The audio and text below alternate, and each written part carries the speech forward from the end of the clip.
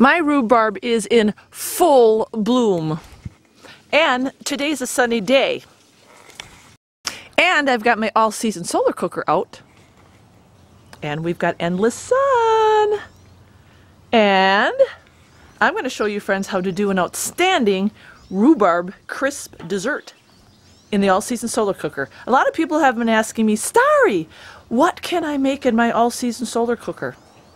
Well, here's a recipe that you can start with. Simple, easy, and all you need is an all-season solar cooker and some sun.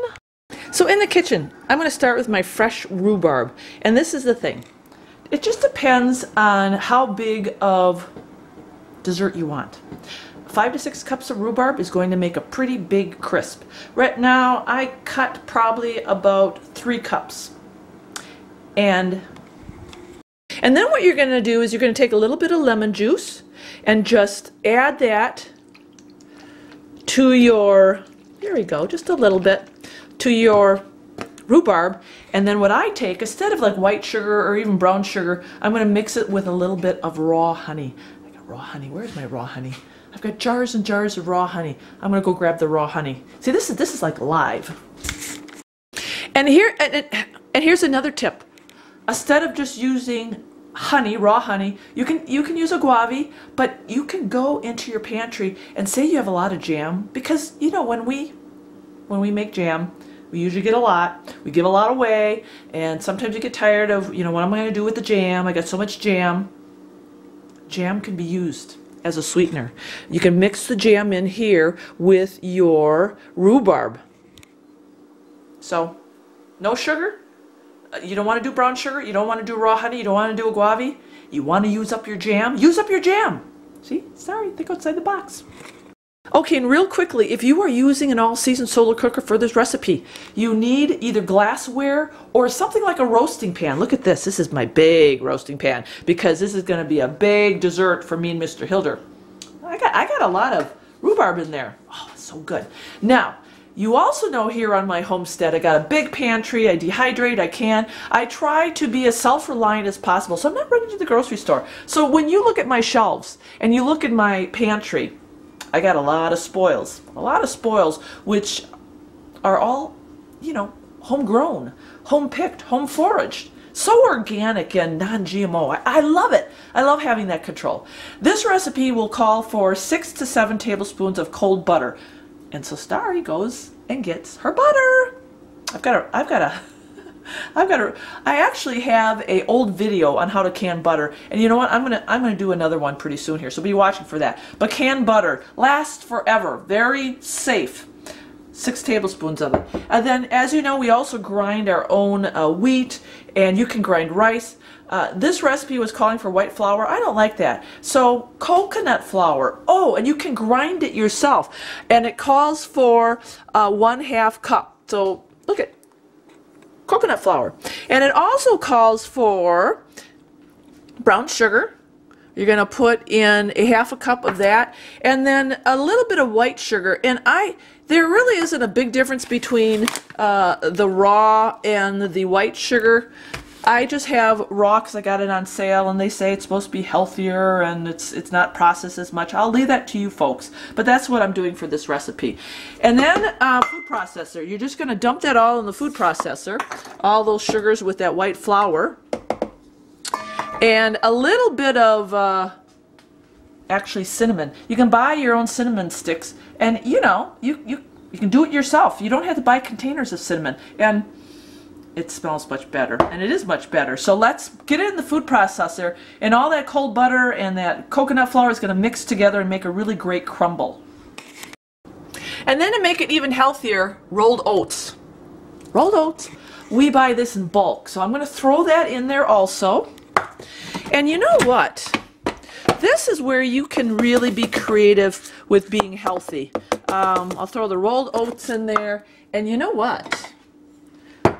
Some chai. See, chai is so good. It's really high in antioxidants, and you know, I put them in my chai seeds in my smoothie. Good stuff. It turns into like gel. It's so cool. So I'm going to throw that in there, and you know what? I've got some ground flax. And you can grind that too in your Wonder Mill, which is so easy to do. I'm just going to throw a little flax meal in there. See? This is a really healthy dessert, and Mr. Hiller's going to have no idea he's eating all of this healthy stuff. Yeah, you just sneak the items in. That's all you need to do. Just sneak the items in, and they will never know. Your kids will never know, because it's going to taste so good. And then just, you know, mix it up again.